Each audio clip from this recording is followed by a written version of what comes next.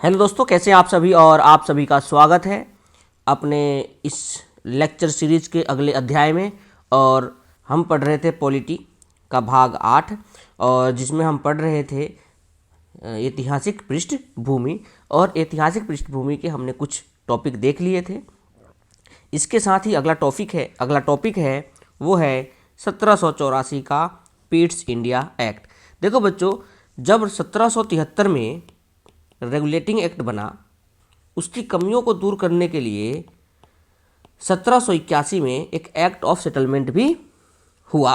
Okay, एक अधिनियम और आया।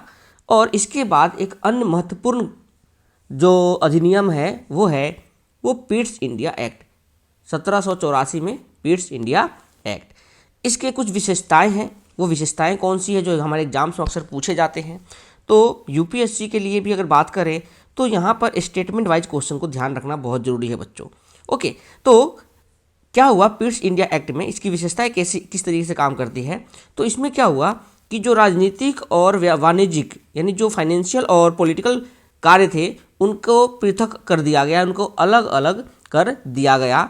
दूसरा इसमें क्या हुआ कि इसमें द्वैध शासन लागू हुआ, द्वैध शासन व्यवस्था का आरंभ किया गया। अब ये द्वैध शासन क्या है, तो बच्चों इसमें क्या हुआ कि निदेशक मंडल को, जो कंपनी के यानी निदेशक मंडल है, उसको कंपनी के व्यापारिक मामलों की अध्यक्षण की अनुमति दे दी गई।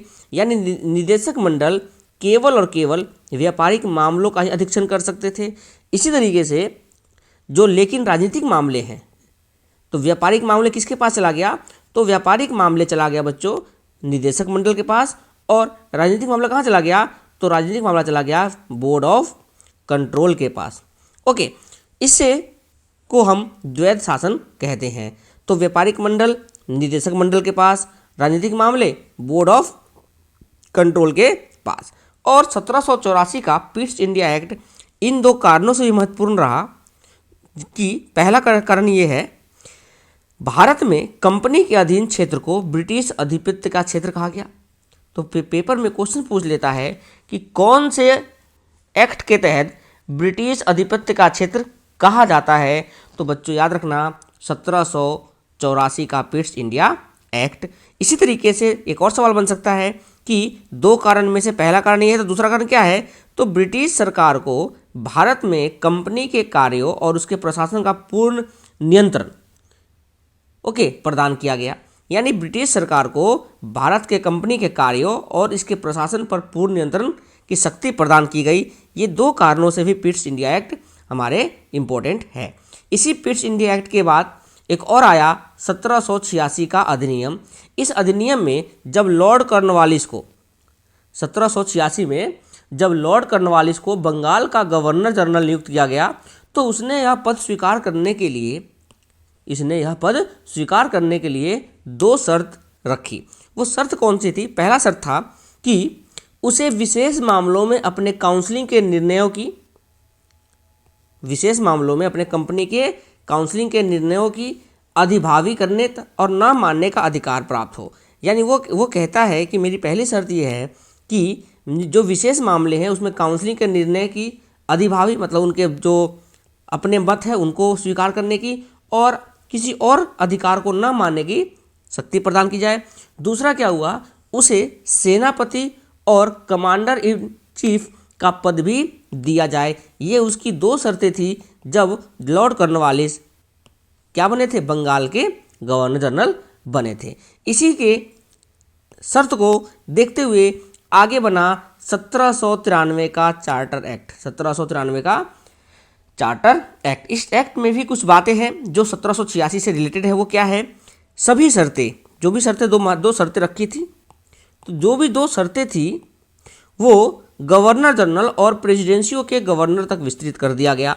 यानी जो भी उसने शर्त रखी, जो भी उसने शर्त रखी थी, जैसे कि उसके जो काउंसलिंग के निर्णय हैं उनकी अधिभावी की शक्ति का भविष्य में सभी गवर्नर जनरल और प्रेसिडेंसियों के गवर्नर जनरल तक विस्तृत कर दिया गया, यानी सबको बता दिया गया है। दूसरा, बॉम्बे और मद्रास प्रेसिडेंसी के सरकारों के ऊपर अधिक नियंत्रणकारी शक्ति प्रदान की गई। यानी क्या हुआ कि जो गवर्नर जनरल को अधीनस्थ बॉम्बे, यानी जो भी गवर्नर जनरल जो बॉम्बे और मद्रास प्रेसिडेंसी के थे, उनके ऊपर सरकार जो है ना, इनके जो प्रेसिडेंसी की सरकार है, उनके ऊपर अधिक नियंत्रणकारी शक्ति प्रदान कर दी गई। तीसरा क्या हुआ, भारत में व्यापार के एकाधिकार को 20 वर्षों की अवधि के लिए बढ़ा दिया गया। इसीलिए 1793 के बाद सीधा 1813 में फिर से एक चार्टर एक्ट एस्टेब्लिश होता है। ओके, तो भारत में व्यापार के एकाधिकार को 20 वर्षों के लिए अवधि के लिए बढ़ा दिया गया, ये इसका इंपॉर्टेंट पॉइंट है।